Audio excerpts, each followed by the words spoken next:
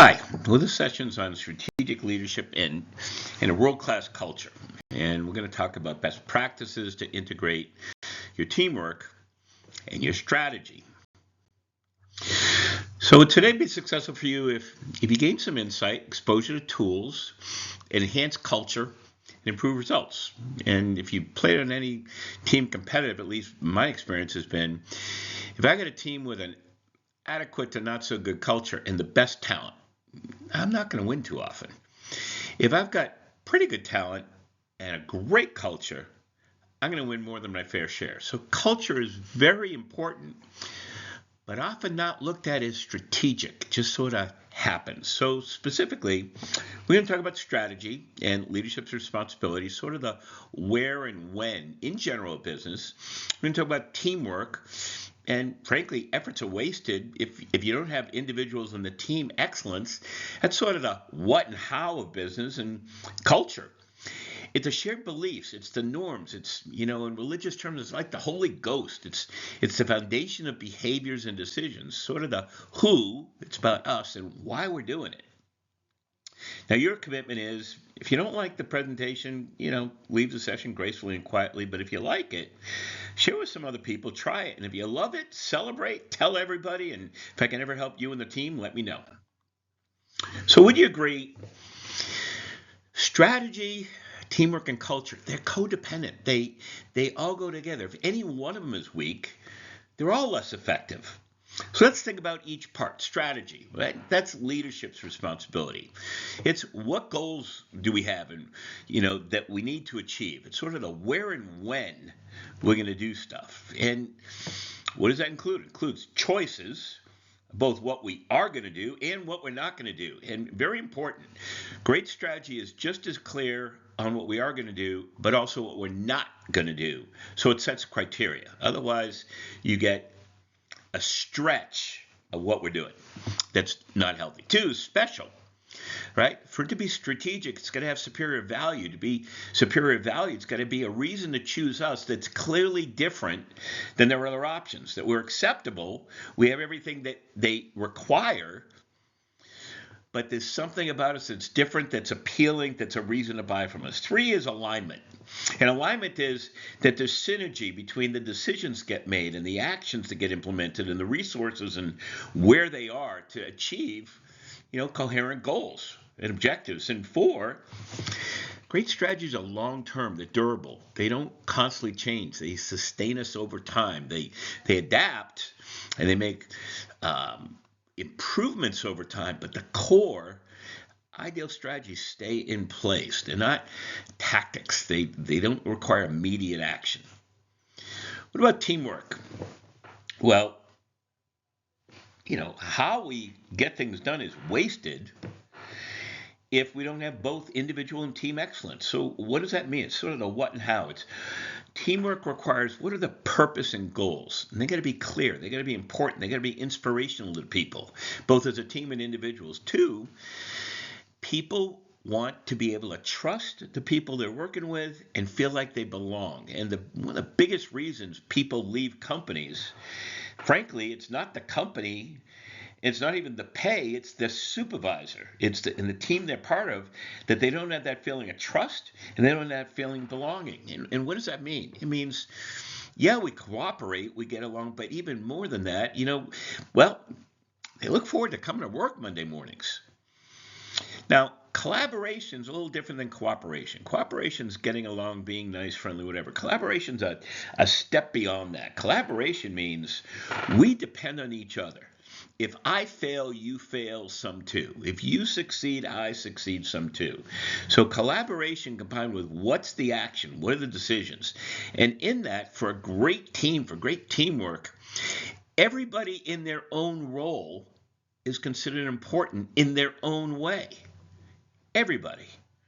So using like a football analogy, one of the things Bill Belichick used to do is, as an example, say to the team that takes kickoff returns, who maybe are on the field 5-6 times a year, and he'll go in, and these are people that in general don't get talked about much. He'd go in and pull them together and say, you know what, I was looking at some data, and the team that has the best kickoff return percentage versus the other team wins 67% of the time. In other words, you're important, even if you're not on the field every day. And accountability and pride. Teamwork requires that both individuals and the team feel responsible to each other and the commitments that they're making to customers and the organization. But culture is the foundation. It's the shared beliefs that guide behaviors, that guide decisions. That behaviors are, well, that's the norm. That's what's expected. Decisions of sometimes, yeah, we know the kind of decision we make given this kind of criteria. Culture becomes sort of like the informal normative criteria. It's who's involved and why we do it. So why is culture so important? Well, first of all, it helps you attract good people. It helps you keep them. And when you keep great talent, they're supportive, it's rewarding. They feel like they're part of something that's succeeding. Two is it shares values and even style, the way we operate, so that they trust how and why decisions are made and actions taken, even if sometimes they don't understand why the decision was made, they trust it. It's the essence and expectation of how things get done and what things get done and why things are done. It's the foundation of teamwork overall. It supports purpose. It supports trust. It supports we're all different. It supports accountability. It supports pride. It is critical. So if you think of it this way, achievement is a result of integrated strategy, teamwork, and culture, right? And that's what we're striving to.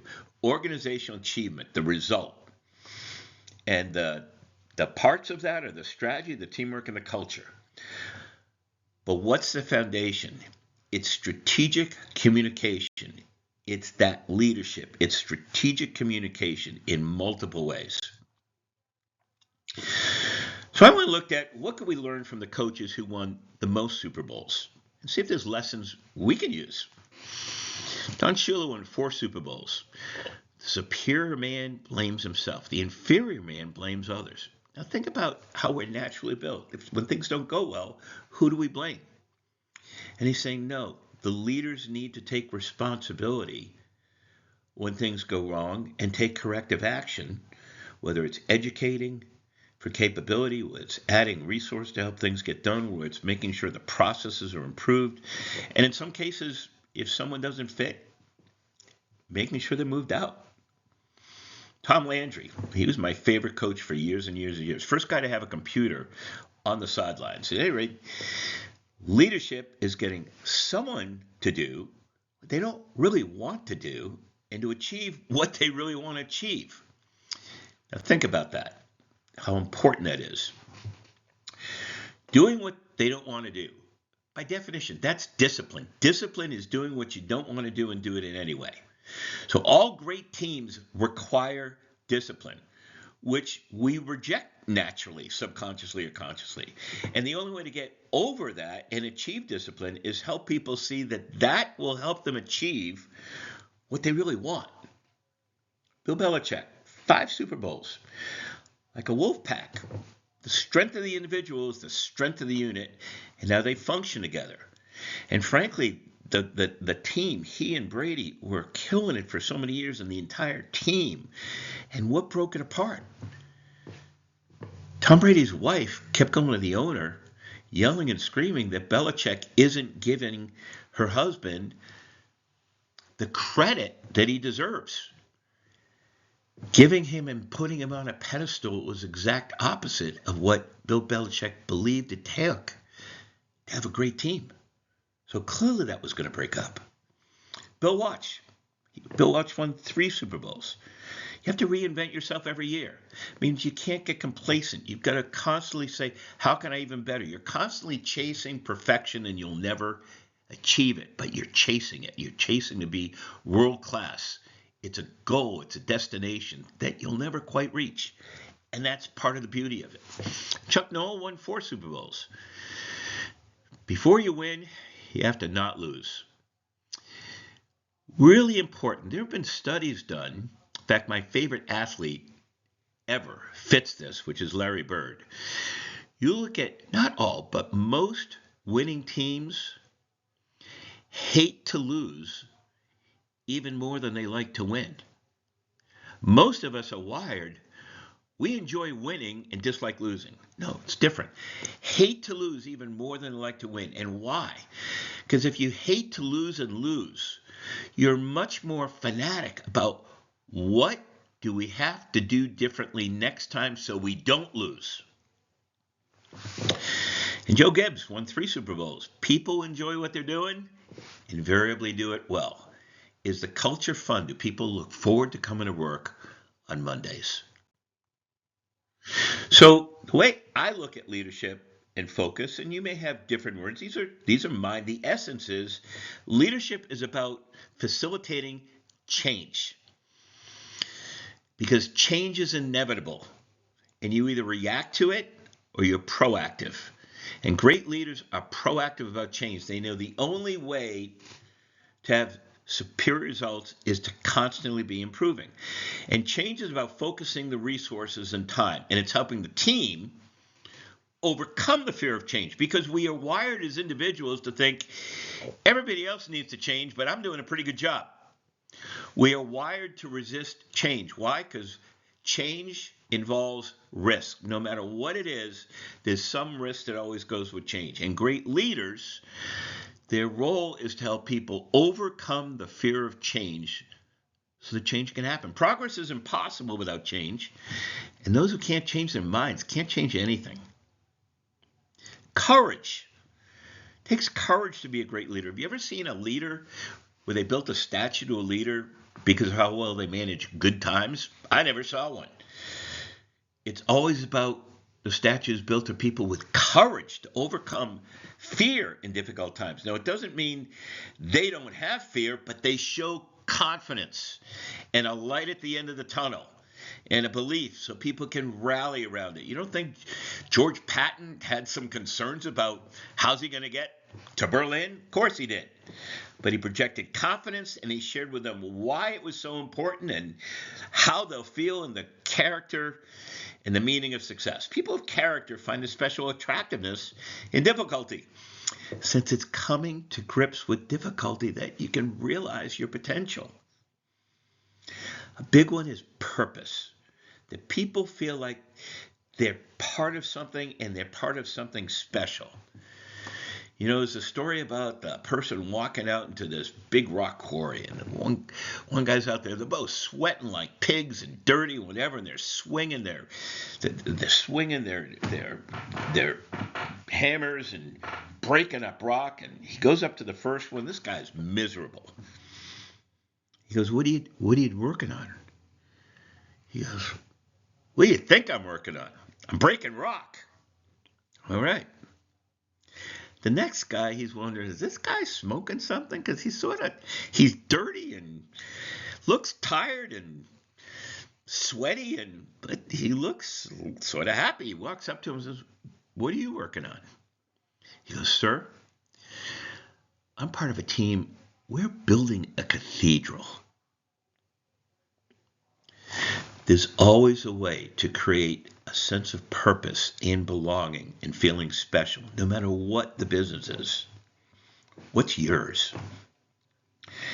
And leaders are very focused on the outcomes, on the results, what they're trying to achieve. They've got the attitude of winners. They focus not on too many things. They focus on 4 or 5 really important things. If you try to chase 2 rabbits, they're probably going to both escape. Focus is critical. And great leaders are almost like a preacher. They're always inspiring and key. They're always educating. Educating is insight. They're always explaining the who, what, when, where, how of we're going to get things done, which are the only things that cause anything to get done. 5 things: who, what, when, where, how. But they explain why. And that's what creates insight. Without the why, there is no insight. And frankly, when you don't share the why, you're not demonstrating respect and care, so you're probably losing trust. So being that preacher helps shape the core where and when, the choices we're making, the value that we're providing people, the decisions that we're making, the actions, where we put our resources, the strategy. The preacher helps shapes the what and the how, our purpose, our goals. that we can trust each other, that we collaborate, that the actions make sense, and that we're accountable to get it done. It's the teamwork. And they shape the who and the why. What talent we bring in, and what places and roles they have, and what values we have as an organization. What are the expectations, how we behave and how we make decisions, and that we cooperate and collaborate. That's the culture. They drive the strategy, the teamwork, and the culture through their strategic communications. That's the fuel that powers this engine. Now, the way I do it with my clients to help that perception become reality is, I call it, we look at strategic communication implications. First, a heavy emphasis on the why. What's our promise? And I'll show you what I mean. Two is we focus on the what. Our highway. What are we trying to achieve? We focus on the where and when. That's the windshield looking out at the highway, but the whole way we're going all the way down the highway to the destinations. And the who and how. That's what are our behaviors? What are our processes? How do we get things done? So let me share an example. Well, all of that strategic communication is about celebration of some kind. Zig Ziglar, one of the best sales trainers ever, said, if people like you, they'll listen to you. But if they trust you, they want to be with you. So what are you celebrating that improves trust? And trust, my recipe for trust is, did you demonstrate that you really care, and did you demonstrate you really respect them? And if you do, they'll want to be around you. Employees and customers. If people believe they share values of a company, trust them, think they're doing the right thing, believe in it, purpose, love being part of the team, love servicing the customer, they'll stay loyal to your company. And Howard Schultz, who built Starbucks to a great company, then left and it started falling apart. He's had to get back involved. Henry Ford, if you can't, you just can't build a reputation on what you're going to do. And what do I mean by that? It's not just talking about what we're going to do differently in the future. It's recognizing and celebrating our past and the current. That's where your reputation is primarily. And Warren Buffett, it takes 20 years to build a reputation, just 5 minutes to ruin it. When you think about it that way, when you're having a bad day especially, you might think about that, and you might do things a little bit differently. So I've used in my career what I call my why theory. And it's a way of holistic thinking of anything to do with people. So people strategy, I always look at my why theory to find better questions and better approaches to succeed, to accomplish things. So what's the why theory? The first part is trust. And I think it's your biggest asset, because if people don't trust you as a company, as a department, as a division, as an individual, they're probably not going to listen closely to you. So I look at trust as strategic, not just a word. And to me, the recipe is, are you looking at every point of contact? And are you demonstrating at that point of contact, whether they're seeing an ad, whether they're talking to a person, whether it's the incoming phone call, whether it's a brochure, whether it's the work being done, are you demonstrating respect and care at every step that the client comes in contact with? And that's the essence of trust. And what are the ingredients in that recipe? Well, one, something we're frankly not wired to do is explain why. We are wired as individuals. If you eavesdrop on conversations, you'll hear what happened, or when it happened, or where it happened, or how it happened. You'll hardly ever hear why. It's weird that God wired us that way, because without the why, you don't have the insight, and you lose trust. It also means to building trust, do as much as you can through questions. Because when you tell stuff, you're coming across, even if it's not your intention, as trying to convince them. And people don't want to be convinced, but they expect that you're going to try to convince them, so they're cynical. What do they really want? Help in making the decisions that are in their interest. And by doing it through questions, you're helping them see the decisions. And the questions are designed to get to what do they know that can turn into a bad experience for them? What do they know that can turn into a good experience for them? What kind of experiences are important to them? And then combining that with what you now know, well, they're missing a few risks that they didn't know about, experiences they don't want, and they're missing some potential gains of experiences they do want. And that's when you go more into now, I've heard you, and I think I can help. So the second part is generating that insight, actually helping them understand things so they can make decisions that are in their best interest. And you got to make decisions of what those are. So that's the analysis and communication of insight. Think about it this way. Think chess, all the complexity, all the details, how everything goes together, so that when you tell it as a story with all of the linkages, it makes sense. And that's key. When you're looking at decisions, they're best when you can tell it as a story to show how it interacts and integrates with all the constituencies and how it all comes together. But communicate checkers, the most important stuff. And what's the recipe? What's the cause of any good experience or bad experience? And there's only 5.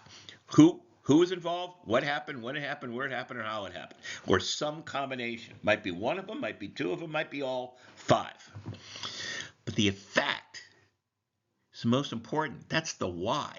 And the why is what helps us prioritize what's really important. And the key back to, are we focused on the most important things? That's the insight. And the third stage is driving action of people, right? And the key to understand there, which is not the way they normally teach it in school, it's not what we like to believe about the human experience, but the reality of decision making when it's studied statistically, and you watch the world-class companies, what do they do just a little bit different that makes them world-class versus everybody else? And here's what they know.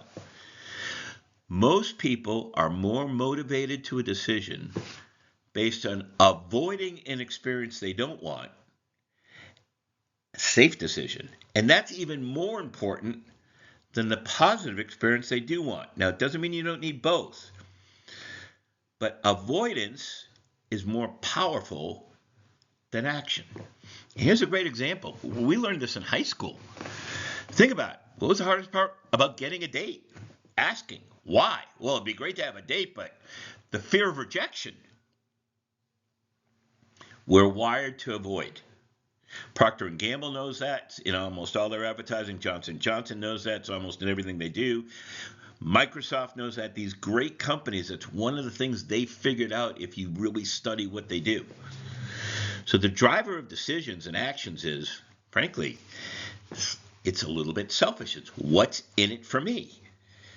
And what's in it for me, there's more emphasis on a safe choice, avoiding something I don't want, and then secondarily, the gain. In fact, Stanford University did a major study on it, and if you're interested, the factor was 2.1. In other words, for a gain, a benefit to just equal an avoidance, that benefit has to have 2.1 times the perceived value to offset a 1 value on avoidance. It's incredible. So since trust is, I believe, your biggest asset, start studying this. And I came up with an acronym. Everyone who worked for me had this on their desk. And the key is, if you're a fanatic about trust, one of the strategies is on important information, stop telling it and start sharing it. Think about it. When we're told stuff, it comes across, whether we intend it or not, as trying to convince them. And people don't really want to be convinced. What do people want? They want help making a decision that's in their best interest. And frankly, in communication, they assume that's not what you're going to do. So a foundational concept to enhance your strategic communication, make it steady. Because the more steady it is, you're sharing versus telling. And so that generates trust, which reinforces insight, makes insight more powerful, and it makes driving the action more powerful when it's shared the reasons why and shared the proof. So what does that mean? The S is statistic. So an example, 9 out of 10 hospitals trust Tylenol. Why would you trust your family's health to anybody else? Right? Versus, we're a great pain reliever. An example in roofing would be, in residential roofing, the U.S. government says 9 out of 10 homes don't have adequate ventilation. You know what's fascinating? Every major manufacturer says if you don't have ventilation to code, you don't have a warranty. So that means by definition, 9 out of 10 homes technically don't have a warranty. It's void the day it's installed. So your warranty is going to be safe. Testimonial, what someone else said about you or the situation. I ate Subway every day and I lost hundreds of pounds. Example in home improvement. Your neighbor down the street mentioned to me when we finished their project. It was the best home improvement experience they've ever had. And they highly recommend us. You'll have a superior result. The E is expert, a trusted source or a trusted person. So an example, Crest toothpaste has been #1 for 50 years. How did they build it initially? Well, Crest was certified by the American Dental Association. An example, one of the clients I had in home improvement, we went after the BBB torture award, purposely, strategically, so that we could then say, hey, we won the torture award, which from the Better Business Bureau is for an unwavering integrity and an impact on the community. What does that mean? You can trust us. An analogy. Analogy is the most underused communication tool and maybe one of the most powerful ones. Because if you think about that, we're wired to avoid risk. Analogy says, that other thing that you're already comfortable with? It's actually pretty similar, i.e. it removes the perception of risk. So as an example, come on, you hate scrubbing toilets. Well, our product, they're like scrubbing bubbles. They do the cleaning for you. An example in home improvement. I used to say to customers, look, this is not going to be like a typical sales thing. I'm more of a preacher than a salesperson. My job is to earn trust and educate and help you. So the reality is, whether you buy from us or not, my job here is to help you understand the options that you have so that you can make the best decisions for you, whether you buy from us or not. It increases success. Demonstrate it. The simple one. The hand clap and lights go off and on. Demonstrate what you can. An example I used to do in home improvement with some clients is say to the homeowner, look, most everyone else is using a roofing nail. Here's what it looks like. Try to put that in the wood. Let me demonstrate this. We use a rank shank nail. Now try pulling that one out. See how much harder it is to pull out? The reason we do that is in extreme weather. We don't build a roof for regular weather, the minimum. We built it for extreme weather. And in super high winds, you can see why the shingle is less likely to come out. And then the Y is the U. It's something I either know about you or based on a question I asked you, you told me this. Isn't that what you told me? An example in home improvement. One of the things I used to do is walk around the house initially before we go inside, because around the house in perception, the sales process hasn't changed. Reality is, and I'm building trust. I'm walking around the house. One of the things I happen to bring up is, did you notice a lot more kids seem to have asthma today? And every time they say, yeah. Half hour later, 45 minutes later, when I'm explaining ventilation, well, you know what? You told me your family's health was really important. And you know what's surprising? A lot of asthma today is actually caused by the roof system. Most people don't know it. The reason is most roofers know how to protect you from weather because that's what their dad taught them and their grandfather taught them. But today, ventilation is critically important because that warm, moist air that used to leak out of your house is now going to the attic. And when it goes in the attic, it's putting your family's health at risk. And I'll share with you why. avoid risk. One of the greatest things, luckiest things that happened in my career, I was chosen amongst 5 people from Johnson & Johnson and 5 people from IBM, because the board, the chairman of each company was on each other's board. And they assigned us to go off for a week. They gave us whatever money and resources we had. They said, here's what we want you to do. Come back and tell us how to train our best salespeople. What do they do differently? And how to train our best managers and convert them to leaders. What do they do differently? We thought this was the dumbest assignment in the world. You know, at the time, I'm doing wound care products, bandages, and oral care products, toothbrushes, and dental floss, or whatever. Another person from Johnson & Johnson doing OB tampons. A third person was doing Tylenol. Another one was doing baby shampoo. I mean, odd collection of stuff. One was doing heart monitors.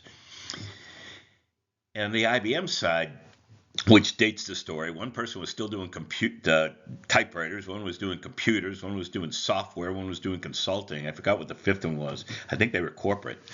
But we get in a room. Because when they give you an assignment like that, you got to do it. Initially, we didn't think it made sense, but we went and studied it. We had a lot of data. We had a lot of support. We had the money to do it. But what we found shocked us. Because one of the common factors of most of our best salespeople and most of our best leaders, there was only one thing that was different. It wasn't their height. We thought it was going to be a lot personality and, extrovert, introvert, stuff like that. Nothing to do with that. Those were very minor effects. The major effect was they were great storytellers. Why is that true? What do storytellers do different than most of us? Well, think about it. Who's most important? Most of it's me. Storytellers, it's all about you. What's communicated? It's the logical facts. We know what we're talking about. Storytellers, no, they don't focus so much on the facts. They focus on the emotional outcomes, the insight, the learning, the experience. What's the language? Whatever the industry language is. What storyteller use? Whatever they're going to understand. What's success? Most of us, they heard me. To a storyteller, that's not good enough. Did they understand me, and did they understand why it's important to them? How is it shared? Most of us tell you stuff. Storytellers engage you in the conversation, including questions. What's the focus? Well, the stuff we know. Who did it? What happened? Who, what, when, where, and how. Got a typo there. Apologize, but it's who, what, when, where, how. Storytellers, it's the why. That's where insight comes from. And importance comes from. And what's the strategy? Subconsciously or consciously, we're generally trying to convince people stuff. Storytellers aren't interested in convincing. They're interested in helping the other person come to their own conclusions with facts and opinions. So we are wired to share facts. That's our comfort zone. That's our safety. If we're wired as human beings to avoid experience we don't want, well, when we know this stuff, we share the facts. But the person we're talking to, customers or employees, what are they wired to? Well, they're wired to avoid experience they don't want. That's why they use the facts to summarize opinions, because opinions are their comfort zone. Because with an opinion, you can never be wrong. So you see the misconnect? The communicator, comfort zone is facts. The listener, the person you want to take action, whatever, their comfort zone is opinions. So great communicators focus on helping people shape the opinions that is going to help them make the right decision for them and share enough facts to support that opinion. And there's only one way to really do that well. The key to success is therefore asking questions, finding out what is it they're trying to avoid that's important to them uniquely, and what are they trying to gain them uniquely. And 2 is, what facts do they know that might affect an experience they don't want, and what facts do they know that might generate an experience they do want? And with those questions, you now know Well, here's some facts they don't know that can affect a negative experience, and here's some facts they don't know that can create a better experience. And with that, you're now ready to communicate and educate them and help create insight to help them make a better decision that fits them. And you get that by getting to the emotional outcomes and opinions they desire. What do they want to avoid? What do they want to gain?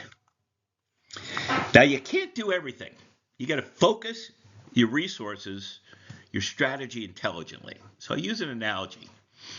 A high school football coach, and we got a game next week. Do they study every player on the other team? No. I try to identify on that team which players can really hurt us. They're a threat.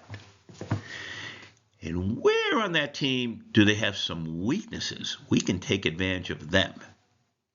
So that's external, looking for opportunities and threats.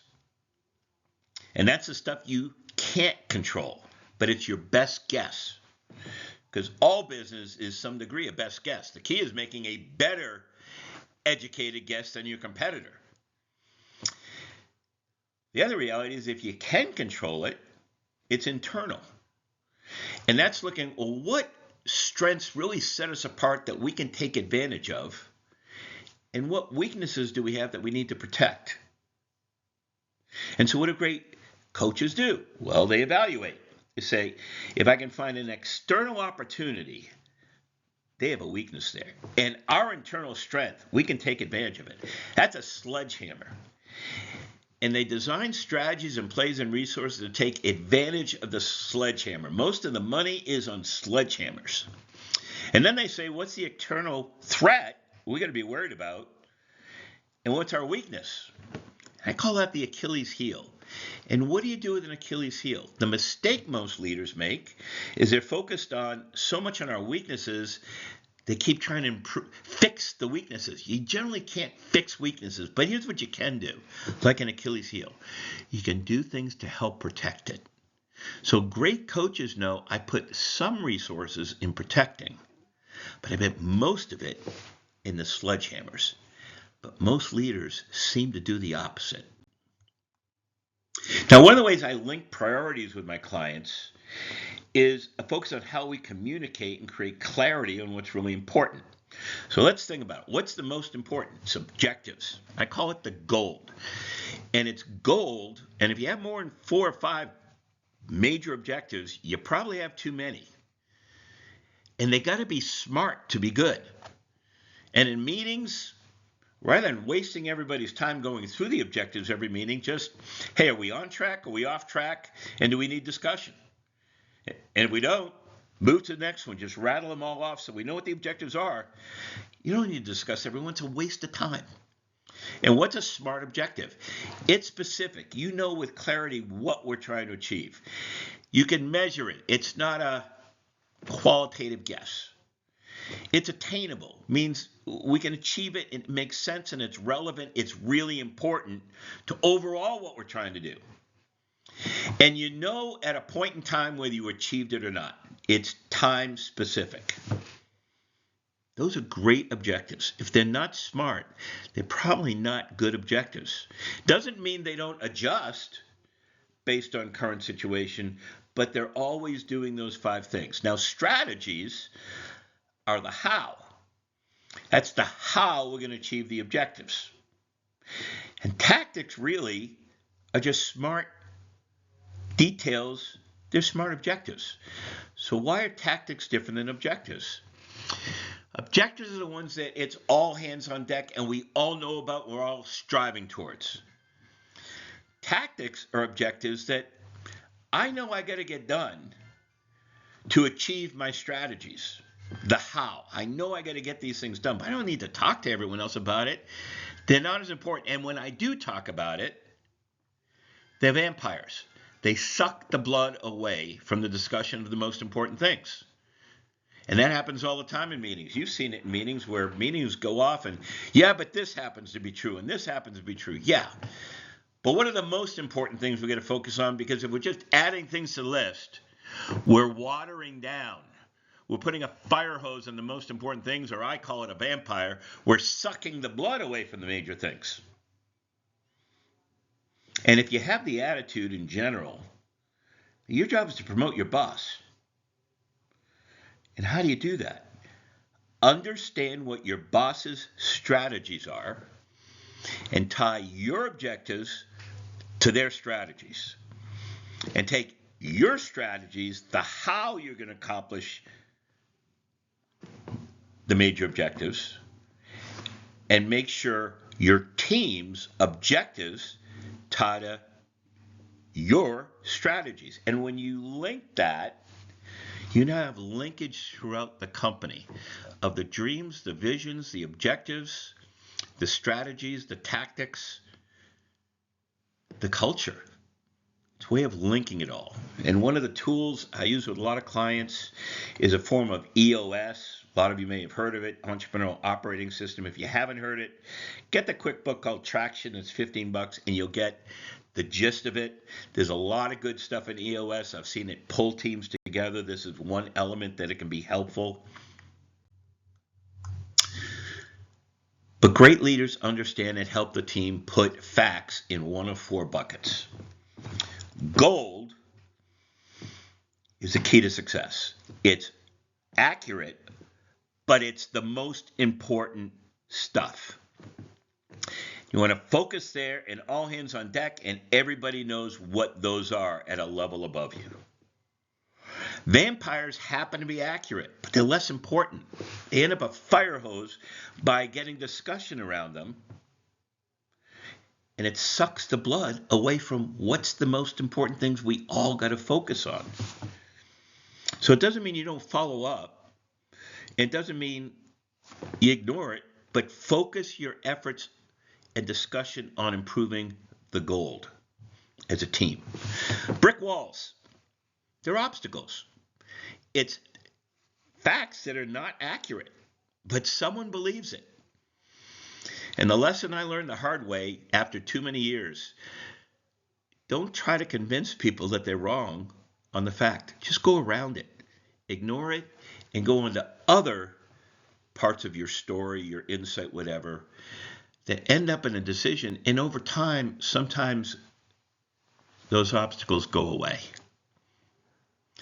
Ghosts are one of the most important ones, though, and you have to acknowledge they're a ghost. They're the key assumptions that hold the facts together. And the facts hold together when you can tell your facts as a story and how it all interrelates, not just one aspect of the decision, how it affects the various constituencies so they see the linkages. But ghosts are the assumptions, the glue that connects the gold. And there's three major reasons you've got ghosts, assumptions. You don't have the time to get it because the decision is going to get made. You can't get it. It's not a fact. It's not available to you. Or you can't cost justify getting it because it's too expensive. But when you know specifically what the assumptions are versus the facts, it makes it much easier to continuously improve because maybe in the future you can turn that assumption into a fact, or you can figure out a way to get it, or you can analyze what's going well and what's not and why. Let's talk about numbers. My thoughts and approach are not traditional. Most companies do what I call the accountant's comfort zone. And I want you to be a guru. What's the accountant's comfort zone? It's the absolute numbers. Here's what our inventory is. Here's what our payables are. It's the here's our sales. It's all absolute numbers. And it's clean and happens to be pretty accurate. And when you get absolute numbers, what do most people look for? Well, they're looking for answers. No, use numbers primarily to ask better questions. Now, if you're looking for better questions, absolute numbers don't work nearly as well as percentages, because with percentages you can see changes in trend rapidly. Give you a small example. One thing I learned in my career is watch accounts receivable as a percent. And if it all of a sudden flips up, I know to at least question something happened in our quality, because people pay slower when they're not happy, right? It's often what happened, not often, but that was one of my triggers to go look at it. Now, if it wasn't in percents, well, we got big sales numbers, big accounts receivable numbers. I can't tell on a relative basis if there was a shift.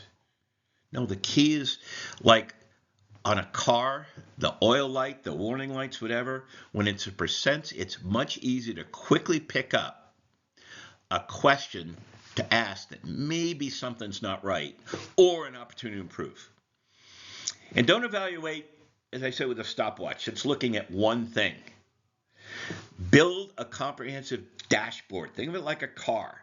You know, the fuel is my capacity. The oil light is my warning lights. The speed is my progress. The GPS is where am I relative to where I'm trying to get to. I mean, build a dashboard, because it's only helpful when you look at it holistically. And KPIs, here's my belief about KPIs. Most KPIs I see are written as process measurements, and it's a way of managers in their comfort zone telling people, here's what I want you to do. An example would be a sales leader who, okay, how many phone calls did you make? Okay, of the phone calls, how many appointments did you get? And it goes through this whole cycle. And it doesn't mean it's not accurate, but you know what? Process measurements are not as effective, and they can even be discouraging. They can be inappropriate, but they take energy and excitement and decision making and continuous improvement away from people sometimes. So I encourage people to know, what are my process measurements, and keep them few, and put most of your KPIs on outcome measurements. What are we trying to achieve? So as an example, in sales, I put emphasis on not the cost per lead and the appointments, and that I look at those. But the most important KPI that I'm looking at is, what's my cost of advertising per sale? And now it's got multiple components, so people now own or are accountable to, how do we get there? And it may be a shifting of some of the stuff we do in process. So putting mostly process measurements tends to, by accident, maintain the same processes. Putting it on outcome basis, people tend to be more creative to figure out, well, what processes do we need to change to get there? As I said, leadership is about communication, and the best way to communicate is to celebrate information, to reinforce strategy, the where and when the company is going, to reinforce teamwork, what and how has been accomplished, to reinforce culture, who and why we're doing these things. And the perception of those becomes the reality, not what you expect and not what you intended. It's the reality is a perception. And the implications from that celebration affect trust and affects, do they feel appreciated? In fact, appreciated studies by Gallup say most employees need appreciation at least once a week. Heck, most don't get it once a quarter. A lot of salespeople I know need it 5 times a day. They're just wired differently. The other implication, they know it's important. And because they know it's important, it's more enjoyable. And if it's enjoyable, it's more comfortable coming to work every day. So you got to do the mirror test. You got to do in the mirror, what is it I'm looking for out of strategy, teamwork, and culture? And is that what they're seeing? So I'm going to give you an example with one of my clients, Bo Lacey. When I met him a few years ago, for 7 years in a row, they were in about the 3 million range. So they were doing well. Home improvement company, they were doing well. And we implemented what I've talked about in this presentation just a few years ago. And they're now over 20 million and doing great. So let me show examples of the celebration strategic communication. Now, would you agree, again, as we said, strategic communication is shaping that. It's the fuel that powers the engine, right? Teamwork is the how, what, and why, whatever, and that shapes the perception. And culture is shaped by the who. Types of people we have, values, whatever, we shape it. So I build a strategic communication in this way. The why is our promise. What's our promise to employees on why they should choose us versus other options? What's our promise to clients on why they should choose us versus other options? The second is the what. What is it we're trying to achieve? That's the highway. We want to go to Disney World. That's what we're trying to get to. The where and how is sort of the windshield. How are we progressing, getting down that highway? And the how is, well, how do we do this? What's behavior? What's our processes? How do we get things done? So let me show you an example. Here's Bo Lacey's mission. Our mission is, our promise is to deliver the value for those who depend on us. Notice, important. Depend on us. We have people inside the company that depend on us. We have people outside the company that depend on us. So very big difference. We treat anybody who depends on us is a client, internal and external. And what do? We try to help them avoid an experience they don't want and provide an experience they do want, i.e. the mission is focused on value for other people. Then we said, well, what does that specifically mean? Internally, our promise is to be the best employer. This includes the support and tools needed for excellence, to develop a team experience, invest in capability with care and respect, the two key ingredients to trust, and the ability to grow your career and achieve your personal goals. It's our guide. Sort of like a Bible. Do we necessarily get it right every time? No, but it's our guide. And our external promise is to be the best contracting team.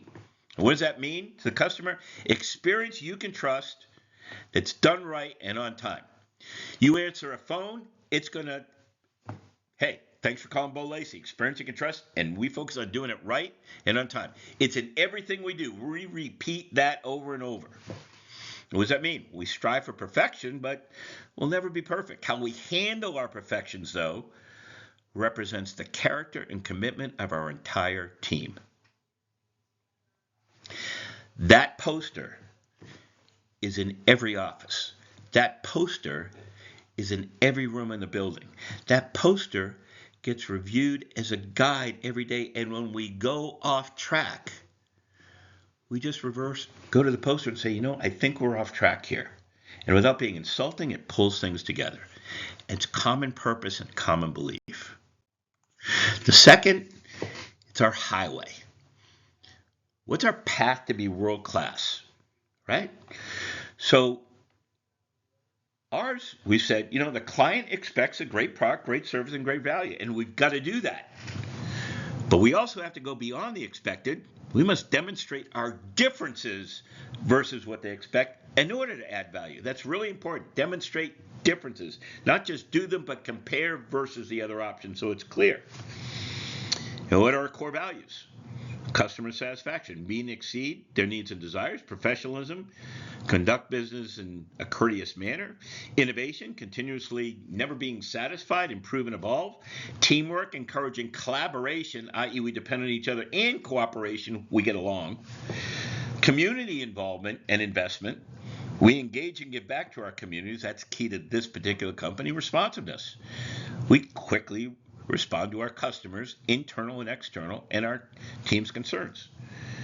And then we created, what's our big differentiator in this company? Well, because we're so good at what we do, we created the Forever Guarantee. I don't know anyone else who has it, or we're there, but the Forever promise, our difference guarantees you, the client, your guarantees forever on material and on labor. Because in reality, we can back that up. And we do it, make sure, in a few additional ways. We say one of the ways we do it is before we start the project, the foreman is going to walk with you and do a problem prevention detection and go through what are the potential things that might go wrong and educate the team on it before we start the job. We then do, at the end of the job, it gets closed out with a perfection inspection with you, the client, to make sure you see what we did, why we did it, and that it all got done. And because of that, we can offer the forever workmanship warranty. Because if anything goes wrong because of our workmanship is a defect, we're going to take care of it. And it hasn't happened yet that we've had to deal with that warranty, because everything we do, process, culture, teamwork, strategy, it works. In our unique value proposition, we use technology to drive what you want. We have experience you can trust, and we get it done right and on time. And we're going to improve your home, improve your life, and we even have financing. So what's our windshield? A windshield is what's the future look like and what's going to happen. So we have the metrics of major things that are going to happen. And then we have below that, so what do we need to actually do to achieve those?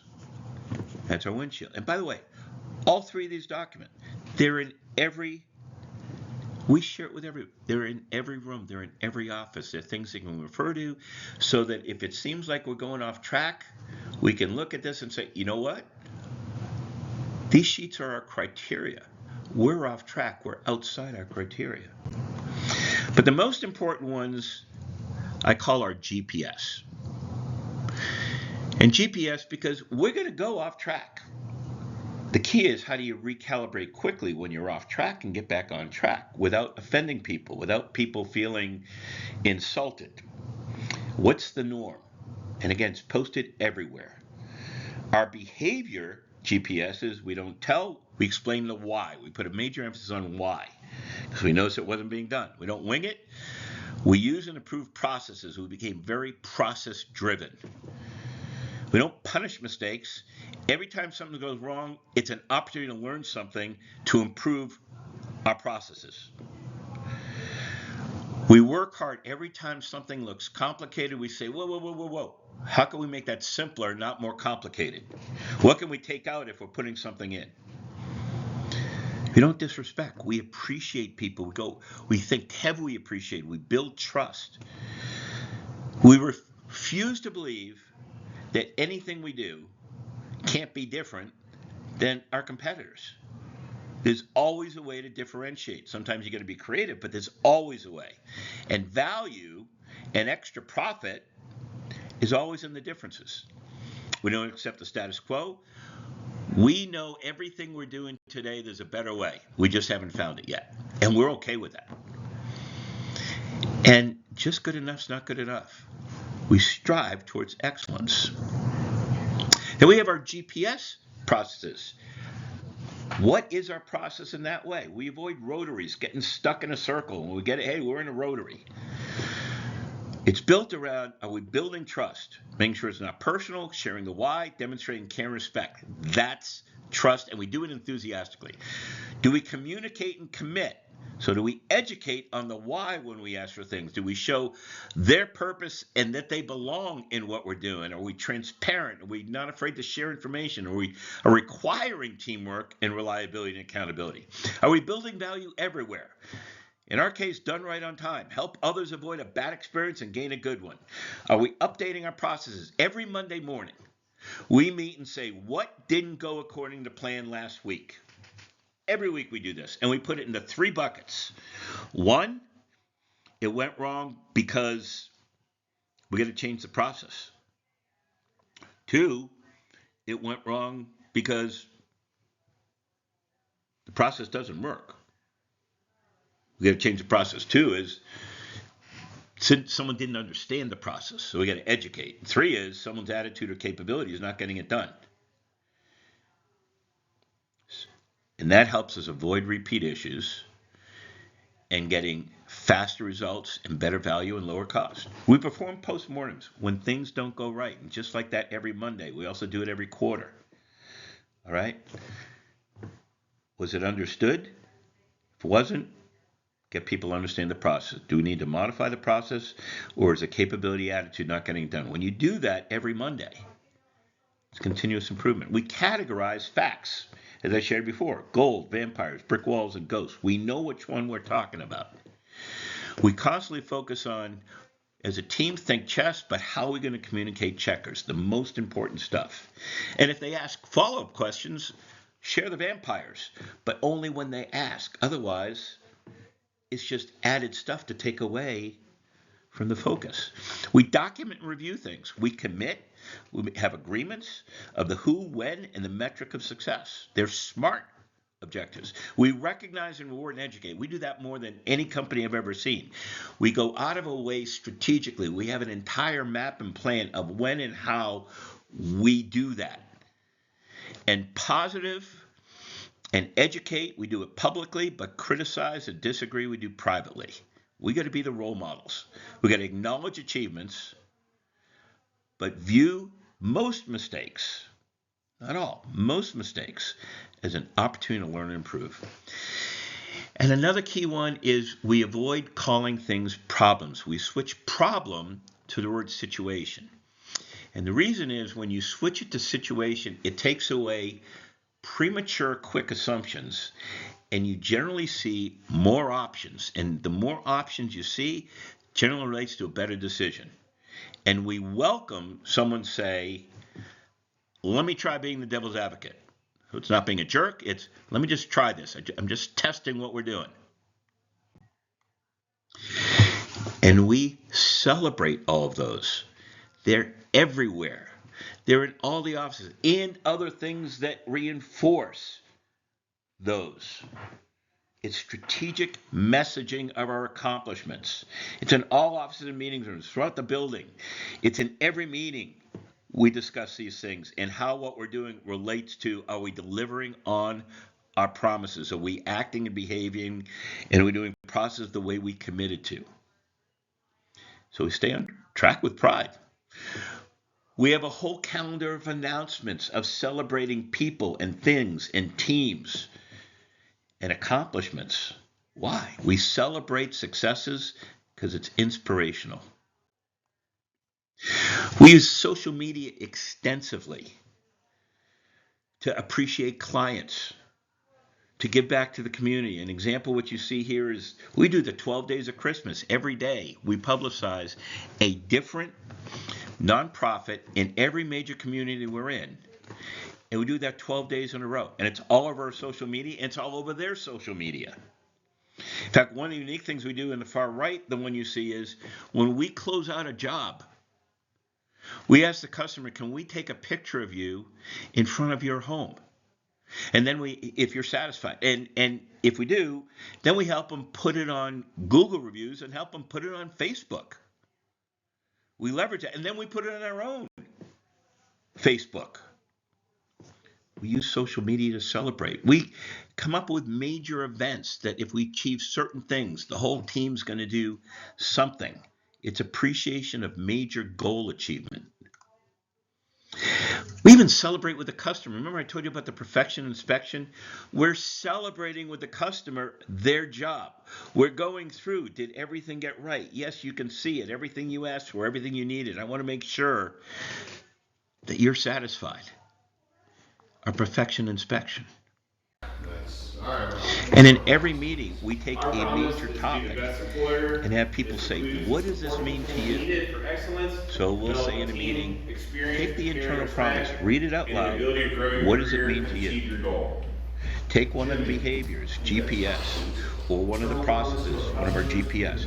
What does that mean to you? We're constantly bringing those things up in our mission and vision meetings and results and initiatives and contests and events and presentations.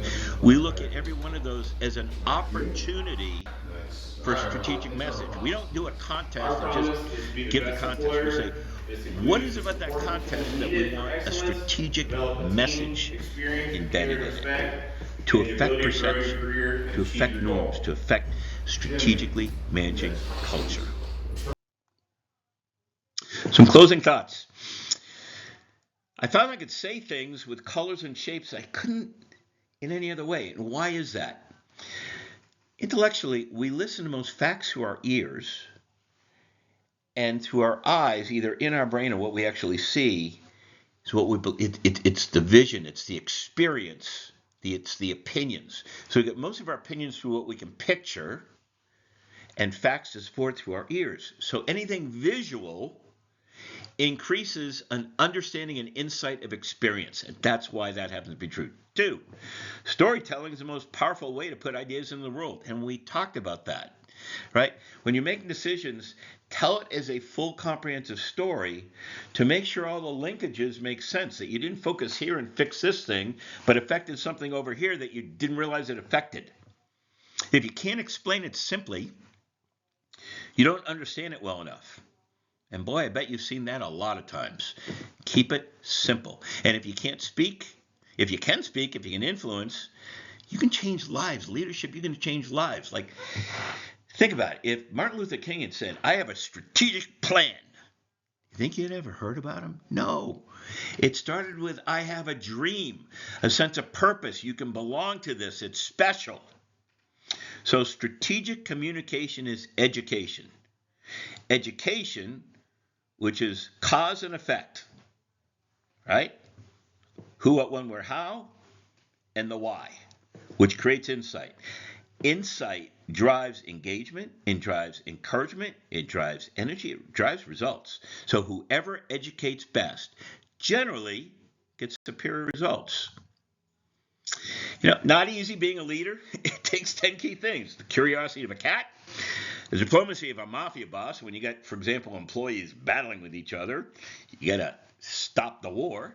The patience, being able to step back, self-sacrificing spouse, sometimes just giving in and letting them be happy. Enthusiasm of first grader.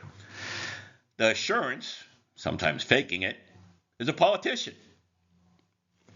The humor of a comedian, thinking through the complexity of a chess player, but communicating simplicity like a checker player. The energy, resilience of a bill collector, beat up every day, plus the honesty of clergy. And when you can do those 10 things, you're a great leader. Now, in summary, integrating strategy, teamwork, and implementation. I'm an optimist. It doesn't seem to be much use being anything else. Winston Churchill, think about that. How many people that you know, they just operate as a pessimist? Why bother? And how are you affecting the culture? You have a choice. Optimism and pessimism are choices. Change is inevitable. Things are going to change. The key is, are you reactive to it or are you proactive? When you're proactive, that's the growth. It's where it comes from. That's optional. It's not whether you get knocked down, it's whether you get back up. It's your resilience. Successful people are always looking for opportunities to help others. Very simplistically, if you just operate every day, my job is to look for people that look like they might have a bad experience and do something about it. That's value. That's an attitude. Successful people do that naturally. A business that makes nothing but money is a poor business. And talent wins games, but the teamwork, everybody feeling part of it, and the intelligence, the discipline, the thought process, that's what wins championships. Knowing the external opportunities and threats, knowing the internal strengths and weaknesses, and putting those combinations together to have sledgehammers, but some investment to protect the Achilles heel. Teamwork is the ability to work together towards a common vision and the ability to direct individual accomplishments towards the organization's objectives. And that's the fuel that allows common people to attain uncommon results. Will you agree today that be successful if you gain some insight, some tools, enhance culture, strategy, teamwork, improve results? With strategy, talking about the leadership's responsibility and goals, teamwork, make sure it's not wasted. It's both individual and team excellence, and culture. how important that foundation is of those shared beliefs and norms of both behaviors and our processes for making decisions. Well, if you didn't like it, you probably haven't gotten to this page, but so I assume you liked it, and if you did, share with some other people and try it. And if you love this presentation, see some more of my presentations, celebrate, tell everybody, and if I can ever help you and your team, let me know.